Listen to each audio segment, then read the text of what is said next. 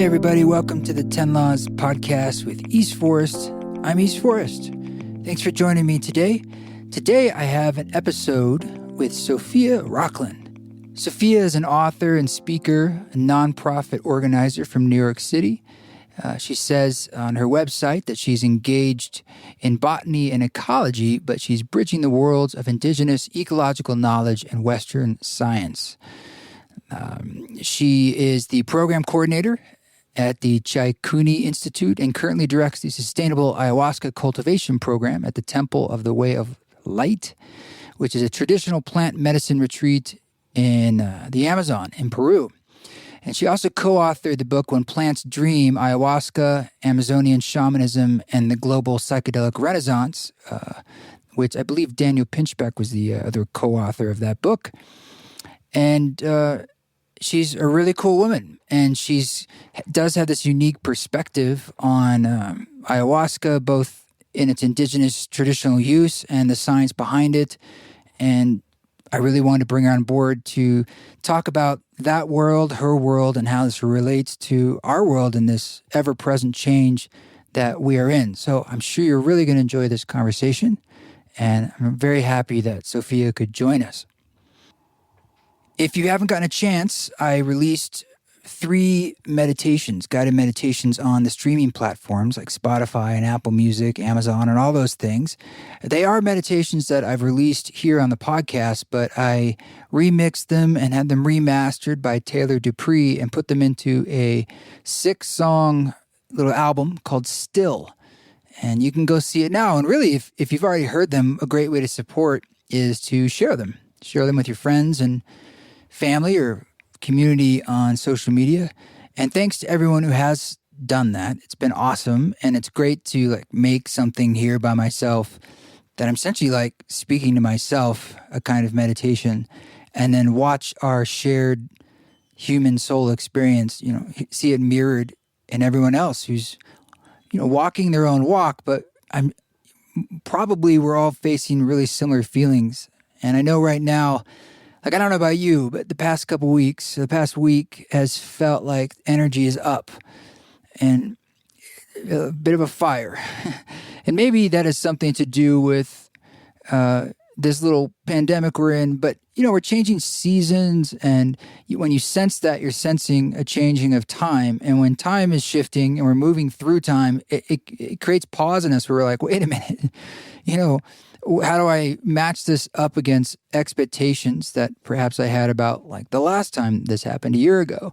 And certainly right now is different. And man, I just keep going through this feeling like we're doing a dance of being in the world while also cultivating a completely new being. And this new way of being in the world is something that we have to have patience with because it is emerging. And that opportunity, I believe, is there for all of us. But, we have to step into it as we're ready and as we're able. And I was speaking to my friend Morning Altars yesterday on the phone, and we were reminding ourselves of sort of the analogy about bread. And for bread to rise, it needs yeast, which is a very small additive. And this is also something Court Johnson, VCJ, would say to me. Yeast is a small additive. And so on the planet itself, we don't need everybody, essentially, to wake up, quote unquote. That would be great. But we really just need a certain small number of people. I mean, it's millions of people, but comparatively to the billions on this planet, maybe if we had, I don't know what that number is, but maybe if it was 10 million or something, there's a threshold we can cross where it's enough for it to rise, for the bread to rise, for this planet to rise, for us to thread the needle into our future. And it is happening. No one knows what the future will hold. And I think we have more trials and tribulations to contend with. But I know in my own life, I can see the opportunities, the gift and the bitter medicine of this experience. And it's not something that I see and then I just turn it on and there I am the next day. It's more like I have to keep walking and allowing and listening. It's a midwifing process that I can't always speed up, but I can help it by blessing it. And so that's what we have to do. So thanks again for the support. Thanks for reviewing this podcast. If you can get a moment to do that, if you're on Apple Podcasts, and if you're not, or whatever way you're listening to this, thank you for those of you who share it online and tag at East Forest on Instagram and at East Forest Music on Facebook and Twitter. It's just a great way for to help continue this tradition and for us to continue our work together as a community. All right, let's dive into this. This is my conversation with the wonderful Sophia Rokhlin.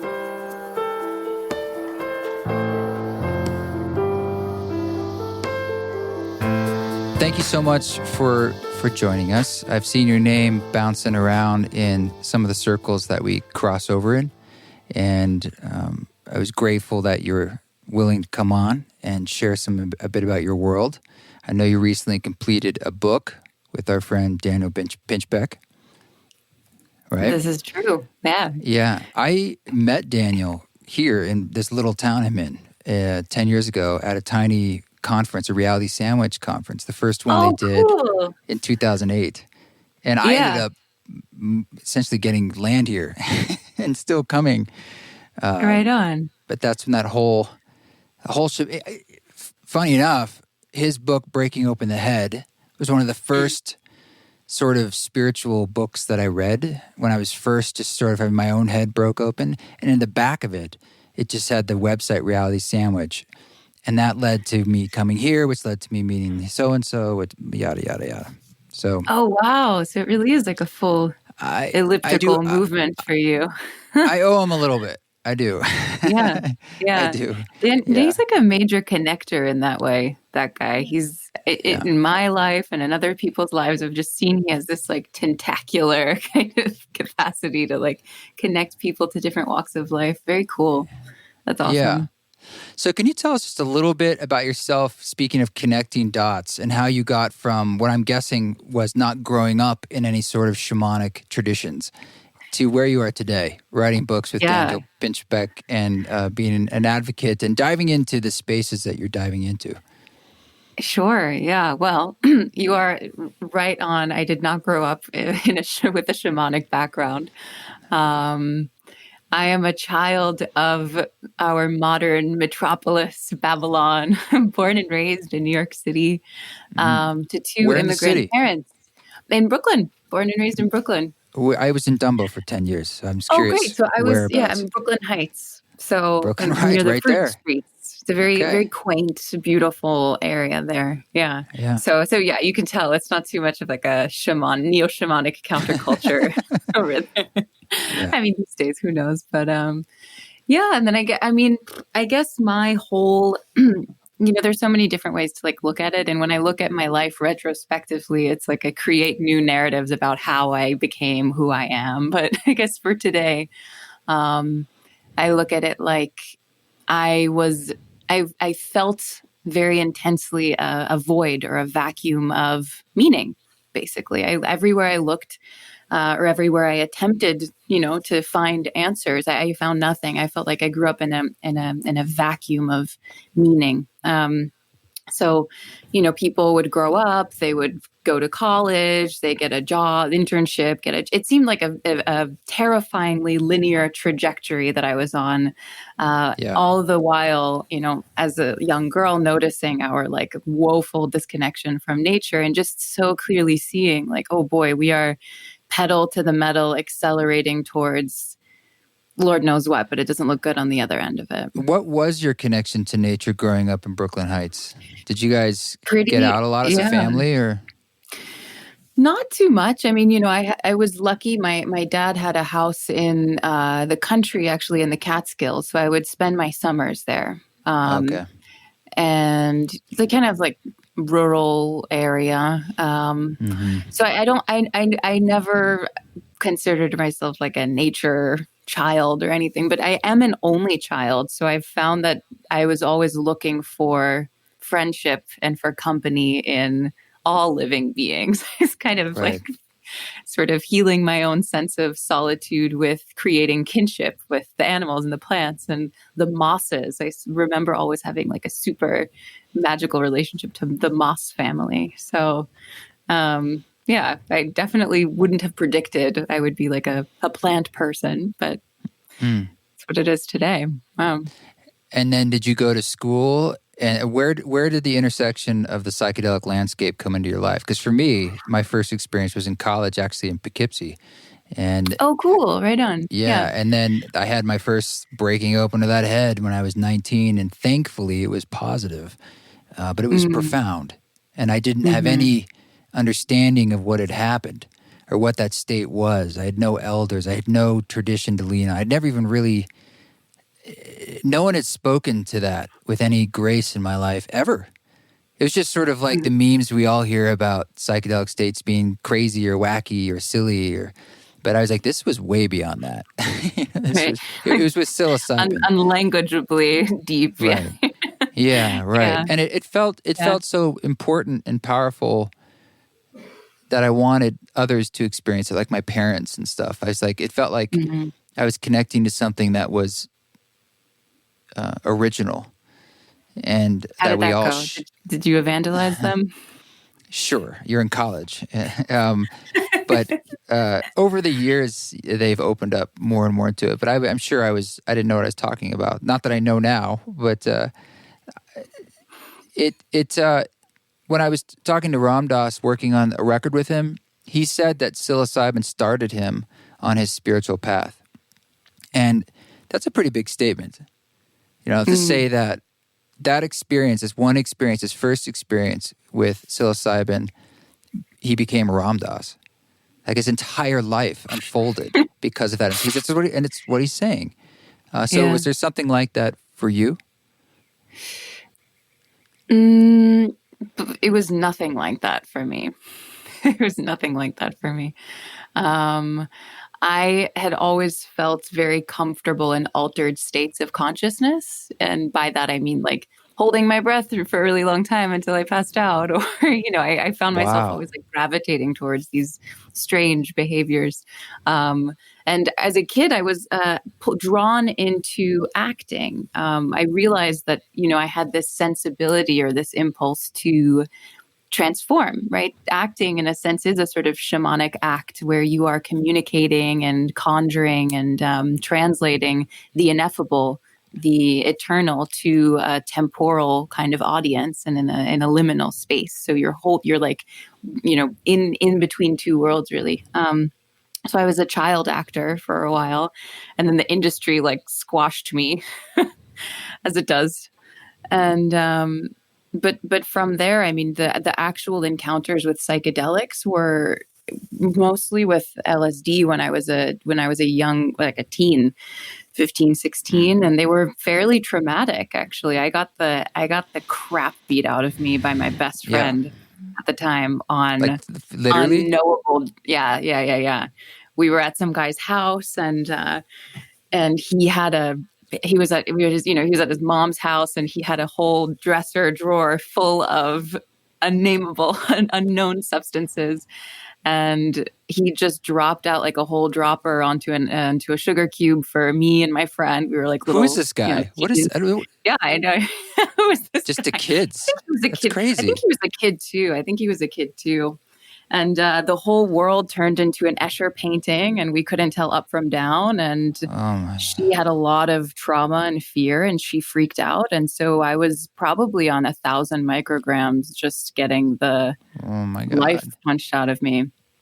I'm sorry. So that's an initiation.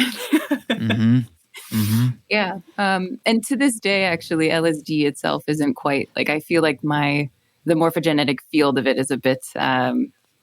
it resonates with that kind of energy still for me. Right. Yeah. So anyway, I went deep for you there.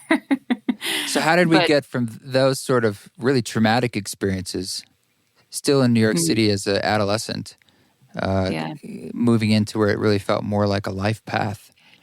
Yeah. Right. Because you would think an experience like that is enough to never go back. But I bet it gave you an important pause in a way. Like...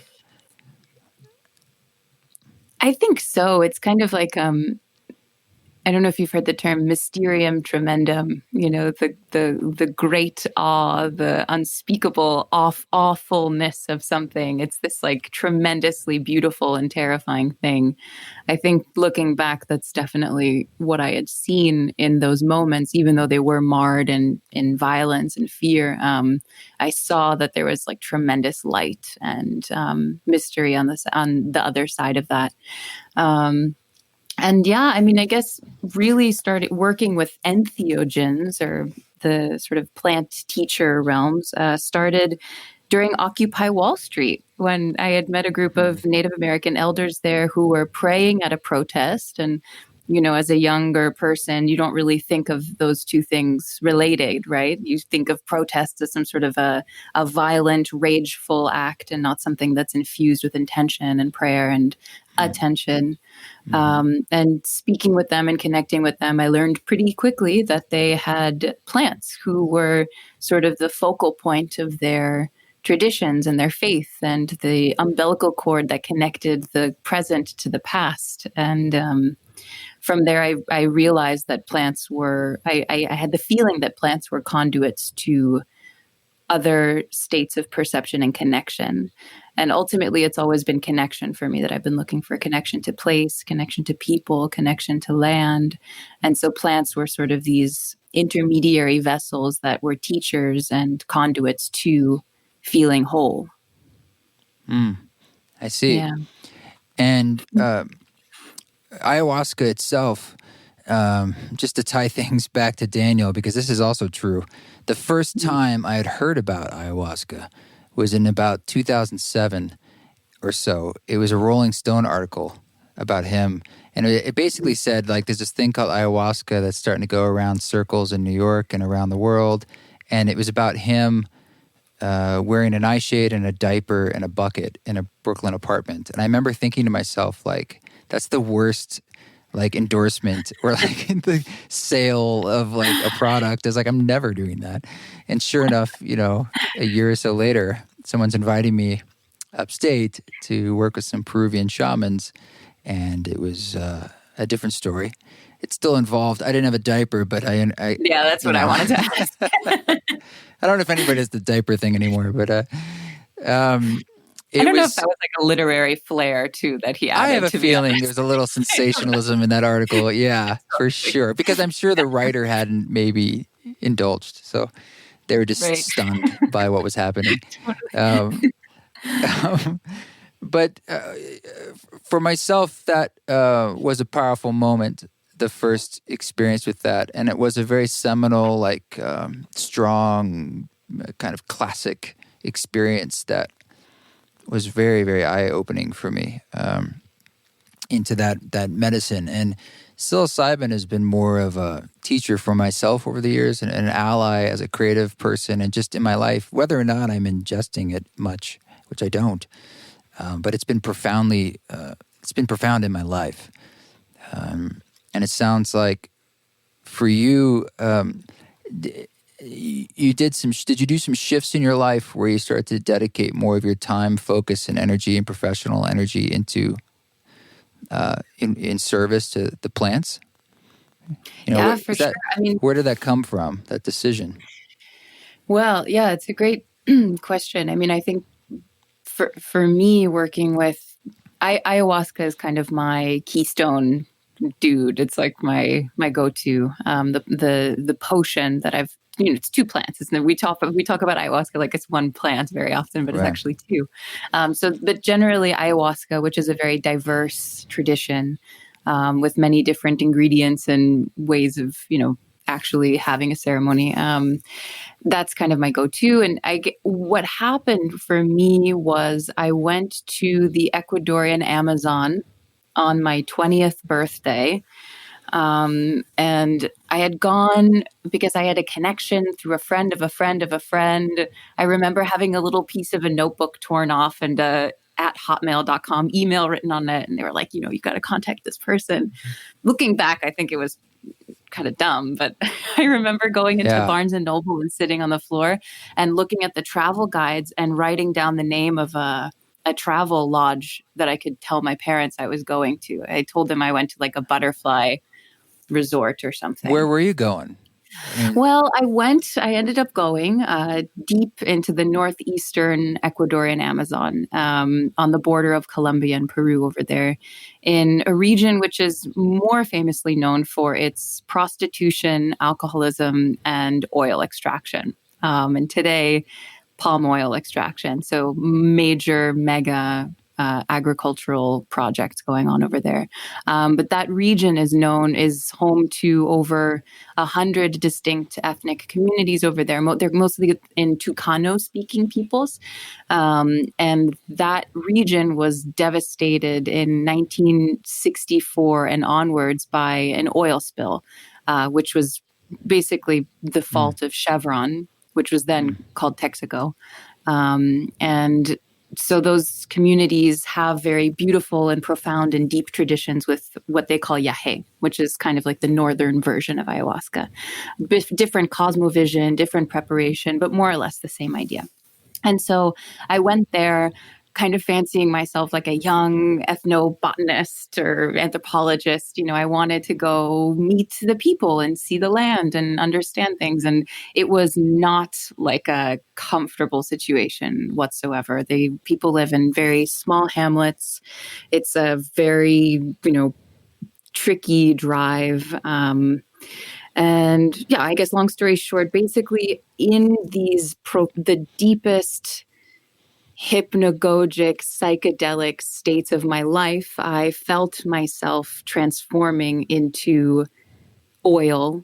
I felt the ridges of my brain being filled with black petroleum, and the articulations in my body were these like little joints, these like machine-like cogs, and I physiologically and physically and spiritually felt the pain of industrialization in my body. And from there, I could never divorce the psychedelic experience working with plants from our necessity to be stewards of the earth and to protect these plants.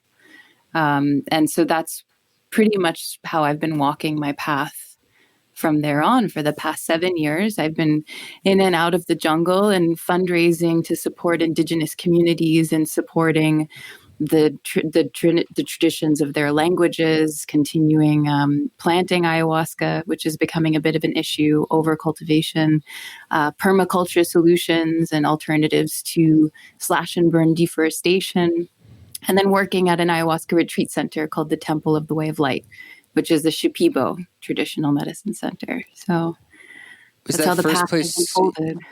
Was that first place you went, were those Sequoia elders?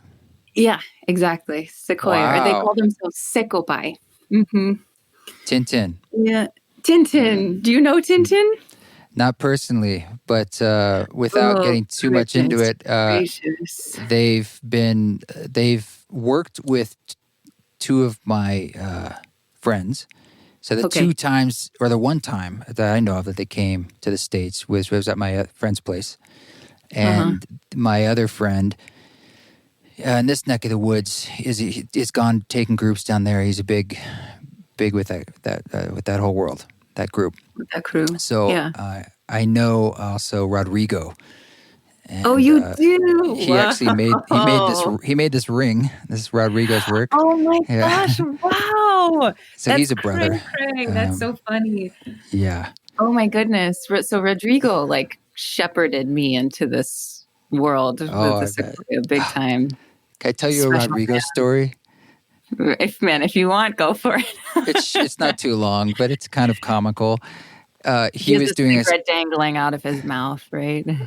No. So there was a ceremony that I was a sitter for, and he was doing the work in the ceremony, and it was just intense. And he's kind of intense, in my opinion, in his style. The music's just kind of da da da da da da da da da da. There's no softness to go around. There's no doorway. Yeah. He's just like, this is it. Yeah. We're doing this. And here's the rattle. Here's the song. And people are really, really going through it. And I was doing my best to take the moniker of don't do too much. Do as little as I can. I remember him saying he came over to me. He's like, grab this person and basically spoon them and cuddle them. That's what they need right now. And I said, okay. So I'm just doing whatever he asked me to do. Interesting. And at one point, maybe 3-4 hours into it, he just goes, he just left. Like he went to the bathroom or something. Or when he went on this lazy boy and just put a blanket over himself. So now there's nothing happening and everyone's still in it. And I was like, he knew that I do some work with music and in ceremony. So I was like, I guess I'll take over for a few minutes. So I kind of picked up a flute. I played for a while, and then he's still in the chair.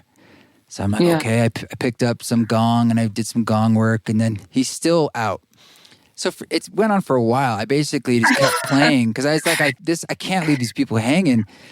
And after a while, I felt a little weird. It's like, I haven't gotten the full green light here. So I think we're just going to have some silence for a while. I stay in my lane, yeah. Yeah, I did it for like 45 minutes. And then I sat down and people were starting to calm down. And I was actually really grateful because I thought, it's really late. This has been really intense. I think we're done. And we're just going to let things get soft and go to sleep. Yeah. And that lasted for about an hour. And then all of a sudden, about 2 a.m, the blanket flies off him. He bursts out of the chair, grabs the rattle, and just starts going at it again, full speed. Oh, and everybody goes back in. And we're all... And I love him to death. I really do. But I just remember that night. I was just like, that was so intense. He's like, yeah, there were some strong energies we had to deal with. And I was like, okay. I just had a funny moment. Did you give him an album of yours? Yeah, probably. He and I were hanging, and yeah, I did. Because when I was at his house in Quito, that's the first time I heard your music. No shit. Oh my God. Yeah, I remember looking at that album. He took it to Peru. That's amazing. Or Ecuador. Cool. Yeah. In Ecuador, exactly, in Quito. So that album. Amazing. And that's amazing. Wow. Huh. That is so funny. Yeah, well, tell him hi. He comes through here to you tell me hi. Yeah. Yeah.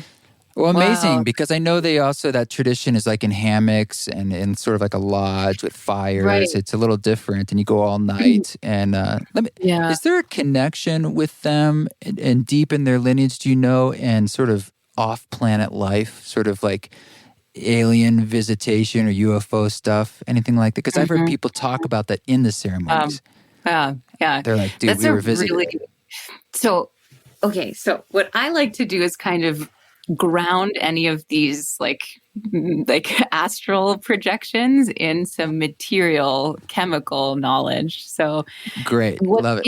An interesting way to distinguish the Peruvian, the Shipibo brews and the Secopai or the Tucano, the northern brews, is the admixture that they use. So they'll use a Banisteriopsis capi vine, and then the Sequoia tend to use Diplopteris cabrerana, which is a different plant than the Secotria viridis. So both of them contain DMT, but again, I mean, each of these plants are like a divine composition of different beta carbolines and different alkaloids, and they just have their own chemical signatures. So and so not only is there that difference in the actual plant that they're using, but the way that the Sequoia tend to prepare the mixture is by rasping the bark off of the vine, which makes it less purgative, because in the vine itself, there are more what you call emetic tannins. So it makes you vomit more.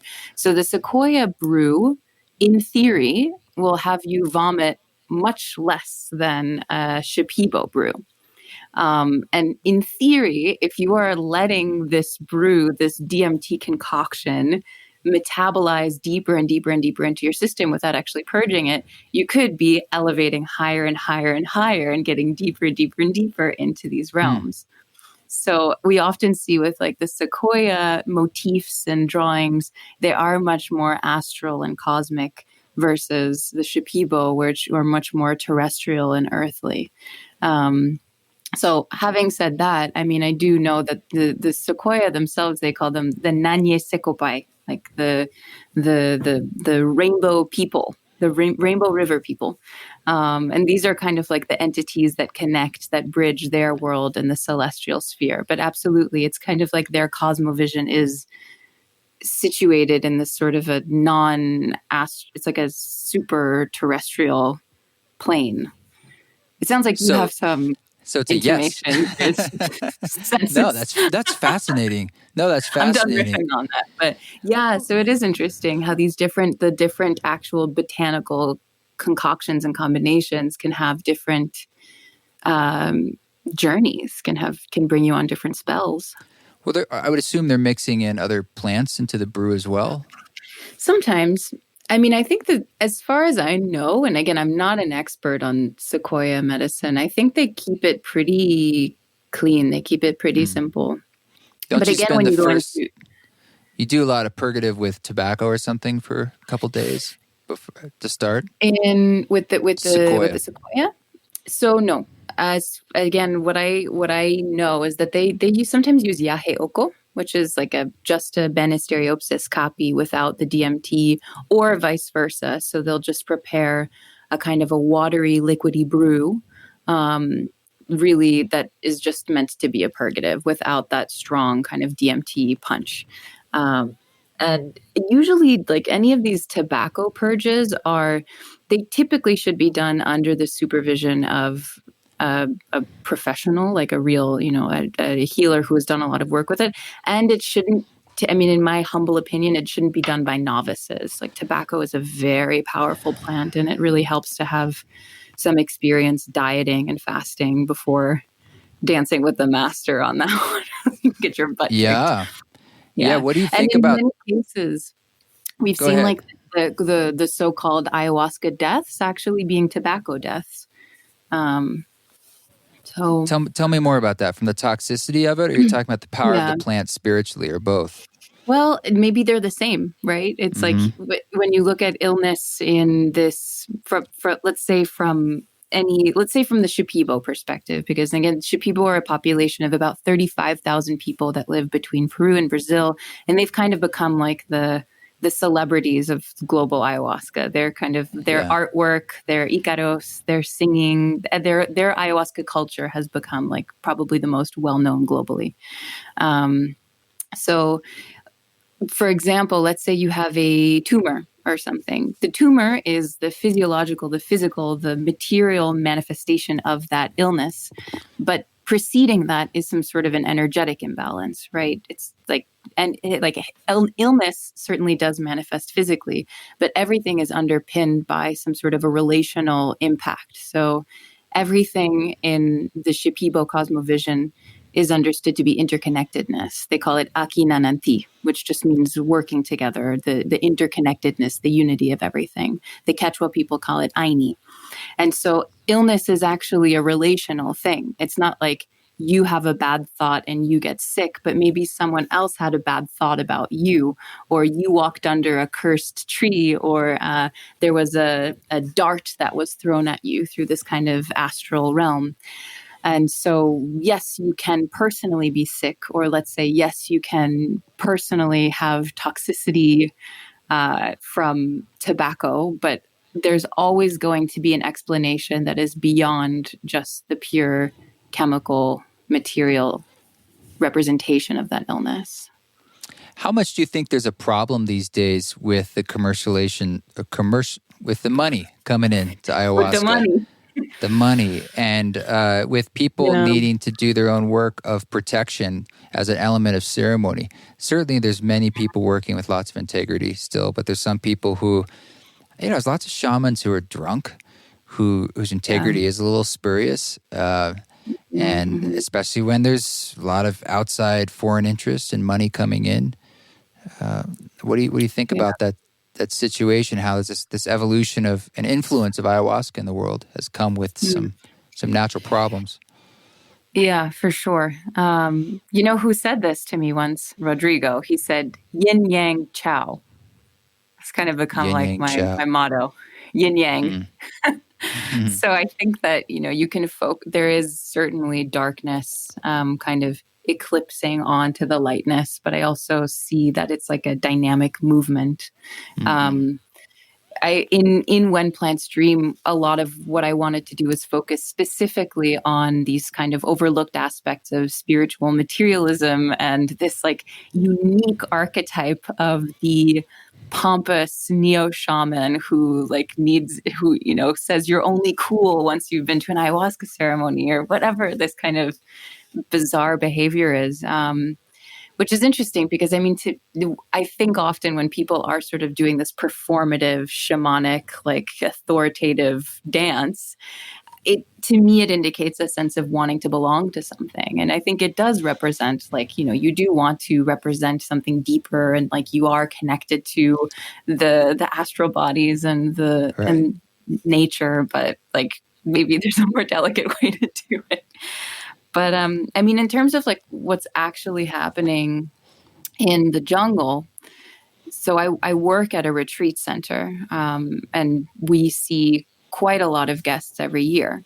So something that we have to head on confront are the complexities of working with these sacred medicines in an intercultural context when there is a supply and a demand and all of these kind of aspects of commodification that are like inherent to the structure of allowing this medicine to be accessible for wider, groups, basically people who actually need it. And so what I've seen, is that I've actually noticed more of the critical discourse around the globalization of ayahuasca coming from, believe it or not, Western academics, typically like white folks. Whereas when I'm in the jungle and I speak with people there, I find that oftentimes many communities are actually really grateful for the opportunity to actually eke a living out of something that is not extractive, really, at least in comparison to agricultural extraction and petroleum extraction and all these different industries that are really the only lucrative livelihood opportunities for a lot of those people in the jungle. So on one hand, you see there is this kind of like, infiltration of these funky, maybe ill-willed so-called shamans that are coming in and trying to make a buck from the whole thing. But you also find that there are communities who, perhaps for the first time in this story of globalized culture, are being respected and properly remunerated for their ancestral wisdom and traditions. And so it's really like, I think there's a middle path to be walked, and it's not one way or the other. Mm-hmm. Yeah. I went down to Peru once to do a traditional dieta, and at the time I wanted to do something that was traditional, and so I ended up going outside of Tarapoto and working with a shaman who... I just saw the cosmic giggle around this whole thing because I really struggled with the decision about whether to go or not. I went as part of my ex-wife and I's honeymoon. This is what we did with the honeymoon money. It was like, we're going to go do a dieta. Yeah. And we went to this guy who's pretty old. It's kind of washed up. And it was supposed to be just us and the guy who's taking us. And at the last minute, he says, like, I'm bringing a friend. And we felt a little slighted because we're like, well, who's the friend? That's kind of a big deal. And it turned out to be this woman from Boston who is just like the epitome of like a Boston lady. Like, are we going to trip? Like, oh my God, like, are we going to like boff or something? Like, it's just like not at all, quote unquote, sacred, right? And that's who we were like with, 4 days in to get there. And so that was just a struggle and interesting. And then like, as we're drinking, we ended up not drinking ayahuasca that much. He was more of a vegetalista, and we were working with other plants. And it wasn't very psychoactive. And it was, I lost like, I don't know, 10, 15 pounds like in 10 days. And I was exhausted. And it was like more about the bugs and the spiders than it was. It was an amazing experience that has little to do with like internal visions. Totally.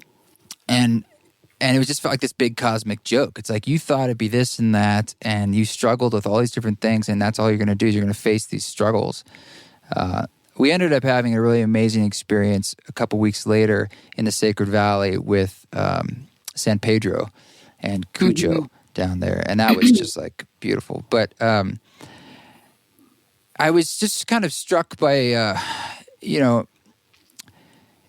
he had a son, and I was noticing that the son was supposed to be, I think, sort of learning this and taking on this tradition of his father's as a shaman, and I didn't really see it happening. There's like a breaking down of this lineage of knowledge, and we're at such an interesting place in history where, on one hand, that knowledge is now bigger and more popular and more needed than it's ever been from all over the world.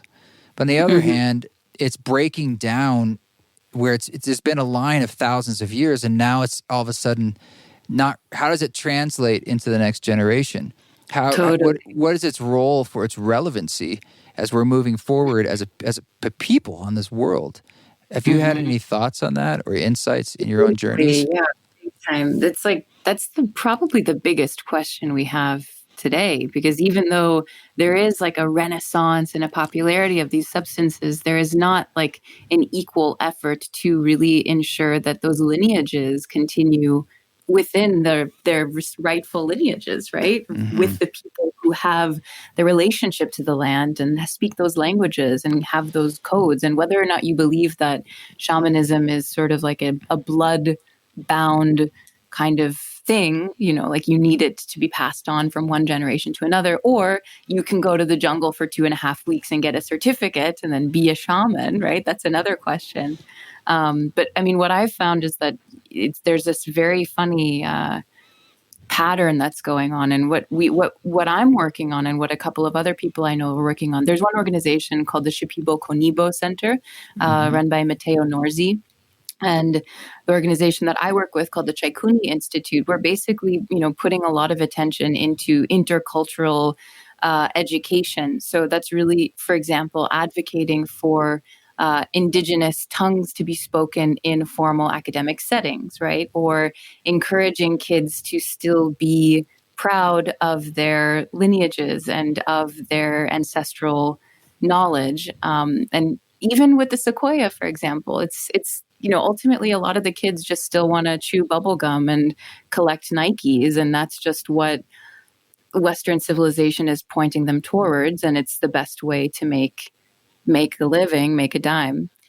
But again, with the global spread of ayahuasca and the international interest in it, the younger generations are seeing, oh, hey, maybe there is something to my parents' weird rituals. Maybe there is something to my grandfather's traditions. And so there is this kind of like feedback loop, this reciprocity that's breathing another wave of enthusiasm into the younger generations. But absolutely, it's super complex. And I mean, I would recommend to anybody who does consider going down to the jungle or doing whatever, to see if the centers that they're going to have some sort of a youth education program.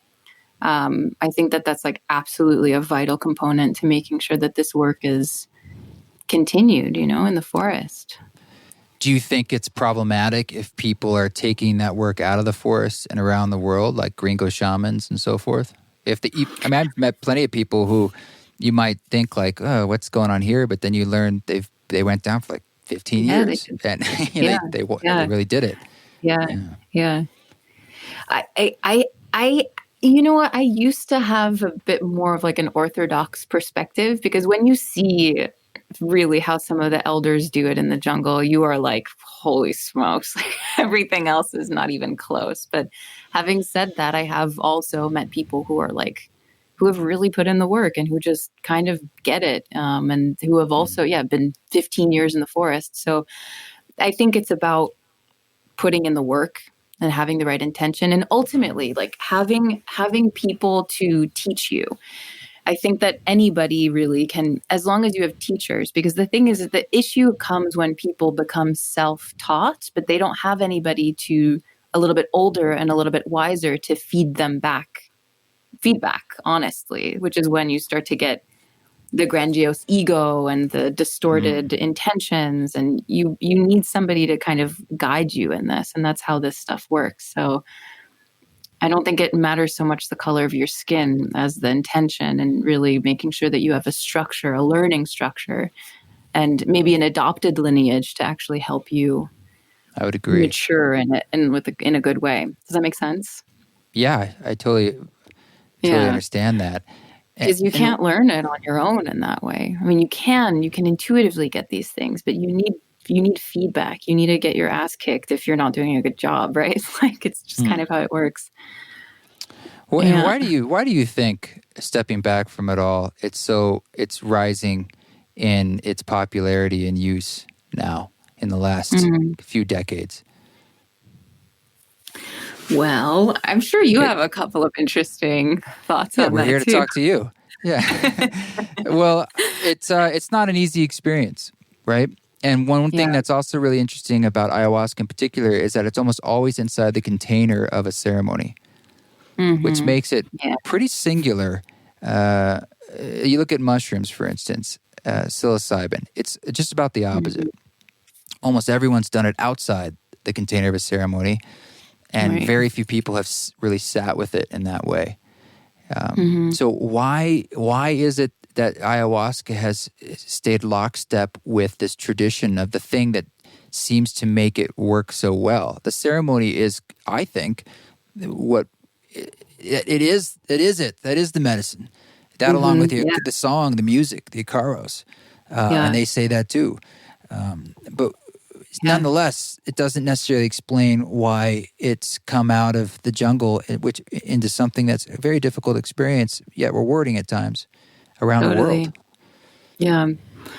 I think there are a few answers to that, and I think that they're all connected. I mean, speaking for myself, I think we are hungry for initiation, and initiation happens best in the container of ceremony, right? In this space where time is suspended. It's sort of like a punctuation mark in the endless run-on sentence of life. It's this liminal space where you can reflect on your past and intentionally craft your future. And we do not have those in our culture anymore. They've been cannibalized by consumer culture. And I think that this is one of the unique vestiges of ceremony that can be understood for the people of our time. And not only that, because there are other ceremonies that exist that still have integrity and form, that are, that were developed by other indigenous peoples. But I think that there is kind of a meta narrative to there being a plant from the Amazon, right? This sort of heart, the proverbial heart and lungs of the rainforest, which you could, if you adopt like a fantastical lens, say perhaps is communicating to us. And I think that many of us want an enchanted perspective of life again. We want to feel connected. We want to know the name of the trees. We want to know when the leaves blossom. We want to feel that state of wholeness again. But when none of us have time, we're all so busy. So to have not only the substance, but the substance that requires that ceremony to open up is the perfect unison, is the perfect union that allows for that real transcendent experience to happen. And then maybe that's a gateway, right? Maybe that's a gateway into meditation or the creation of new rituals, new rites of passage. But I think that's why ayahuasca specifically has been so popular, really has exploded in the past 2 years. Yeah. And medicine of that intensity could just be sort of also meeting a symptom of the intensity of the times that we're in. We need some strong hits, and people need something to really break through the shell and the hypnotism of the spell that they're in, which is deep. It is deep. Oh, wow. Yeah, you're right. Exactly. Yeah. Zen. Good luck getting people to commit to that long and strong path. Yeah. And so in a way you can say psychedelics are like a shortcut. And maybe that's one way to look at it. For some people, it's also a lifestyle, and it's a lineage. It's a path that goes deeper and deeper. In my case, it is. But for some people, it really is this what happens, like an electric shock to the heart or something when you get in the emergency room and they wake you up. Wake up, human. Feel your body. Feel afraid. Feel sad, just allow it to be you, allow you to be you for a second here. Okay, good. Onwards. It's amazing that sort of, the Western idea, we go on this long journey in human history where we go in sort of this Western notions where we sort of kill everything and dominate everything. And now we're coming back to to the things that we tried to destroy and dominate, like the indigenous wisdoms, whether South American or African, or it's like we need to reconnect to our longer lineages to survive. And we see something like this with the COVID situation too, where it seems to be related to a level of like alignment with something or misalignment. I don't have my finger on what all that is. I don't know if any of us do to know like really what's occurring yet. But it is something about waking us up from a collective dream. And there's been like multiple crises or things coming into our consciousness, like ayahuasca itself is a way of waking up from a certain kind of dream and taking charge. I mean, look, I don't see anything wrong with a shortcut. It's like shortcuts to me are just that. It's a shortcut. It's a way to do something more efficiently or faster. And Terence McKenna would always talk about, you don't have to sweep the ashram for 20 years necessarily. You don't have to. Yeah. Right. That's one way. Yeah, totally. Yeah. I mean, I've been thinking about COVID a lot, actually, because, everyone and their mom has some sort of a deep, important people statement talk about. Yeah. The nature of reality and COVID. But having said that, I mean, some things that because I was in the Peruvian Amazon as COVID was like looming over and starting to impact the communities there. So I was lucky to like speak with some of the indigenous healers and hear their perspectives of viruses and pandemics and things, which is very What do they interesting. think? Well, again, like remembering that illness is an interconnected phenomenon. I think honestly, the most interesting thing I got out of it was like when they pointed to the coronavirus, they were pointing to the air. They were pointing up and around, kind of speaking about it as this thing that was like out there, which we do too, but like we tend to locate these things in here, right? And I mean, for me, the main thing that I think the real trippy goggles that we're putting on with COVID is being dramatically awakened to the interconnectedness of everything. Like, even if you're in the supermarket, you are seeing these nefarious molecules floating around in the air. And then you are it's like and this is the most majestic display of the butterfly effect we've seen in our civilization, probably the grandest scale of it. Some animal tortured somewhere in China, whether or not it's in a laboratory or in a market, I'll let the jury decide. But still, it's like, that effect has rippled into collapsing our global economy.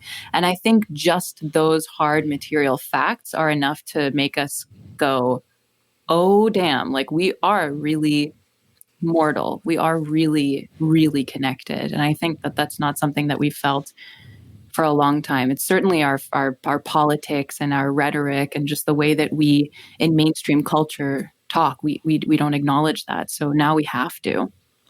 And I think that there's a lot of beauty in that. Yeah. Totally. The psychedelic journey, that's often what you're facing, is a kind of reckoning with death and life and birth. And that's sort of the heart of the experience, is like your humanity. And that seems to wake you up into some kind of aliveness. And that's definitely, I think, what a lot of the reaction to COVID is about how close are you to death? The one thing we all share, the one thing we all know, but yet we don't know always what to do with that. And we live in a society that wants to fight against it, hide it, not talk about it, not at least most our society. So yeah, totally. And on the flip side too, I'm realizing at a certain point in quarantine, being like, is a life living in fear worth living at all? Right? I think some of us are getting to the point now where we understand that it's important to flatten the curve. We understand these things, and we're also realizing the things that matter, the things that deeply nourish our souls. Yeah. Connection, touch, laugh, warmth, dance, play, all these things, It's a giant ceremony that we're going through, really. Is it or what? Jeez, what a ceremony it is. It really is. Yeah, it really is. I mean, yeah, certainly it takes on many different colors and shapes and hues for me. Every day is a bit different and it gets deeper and deeper. But in a way, I mean, I feel it's funny because I feel in some way again, humans are like meaning-making machines. We can't help but create stories that to help us make sense of all of this. So one of the stories that I'm telling myself, or that I entertain, is that this is like a very gentle dress rehearsal. This could have been Ebola. This could have been something far more dramatic and unsightly. This could have Spanish been flu. You bled from your eyes, I think, and your ears. I mean, it was like grotesque. Grotesque, yeah, plague. Yeah. Like we had some rough moments in human civilization. So I think, but also understanding that we look back on that, like those kind of scarier iterations of those viruses were mutations. So they were already after they were in the space for like 6 months to a year. So we don't know how things will look, but nevertheless, I can't help but feel like this is, of all of the possible things that could have pulled the speeding race car of civilization into the pit to get its tires changed for a second, it's like the gentlest way that we could have been pulled in. It could have happened a million other ways, but I think all of us in a sense felt like something's gotta stop. Something's gotta stop. And like, here we are, we've stopped. Yeah, no one could stop it. Like there was no, ironically, way to make the collective decision happen. Even though it's like, we could just do that. It's shown us how quickly we can collectively decide and change things, how rapidly, within days, we can change huge systems if we just decide to. We have to have the motivation. The glue has to be there to hold us all together. Totally. Yeah, collect. And we are bound together in our humanity. This is like an undiscriminating force that has the same impact on all of us. Pretty amazing. Yeah. Right. I mean, obviously, given I must acknowledge that there are huge socioeconomic differences in how people are impacted and not impacted. But generally speaking, yes. Yeah. So, Sophia, are you hopeful? Always. I mean, always and not. I think, Donna Haraway, she wrote Cyborg Manifesto. She's a great thinker. I don't know her. She's wonderful, Donna Haraway. And she has a couple great quotes like make kin, not children. Like there. One quote of hers was something a lot to the effect of abandon hope. And I found this quite interesting because hope is, in that respect, like hope is some sort of an entity out there that one hopes for without actually taking action. Right? It's like a thing out there. If you hope for something, it doesn't necessarily imply that you're working towards something or you're ensuring that it's happening. Okay, but anyway, that tangent aside, I am hopeful. I am hopeful. I heard once from an elder something I really loved. She said, "Es tu decreto ser feliz." It is your decree to be happy.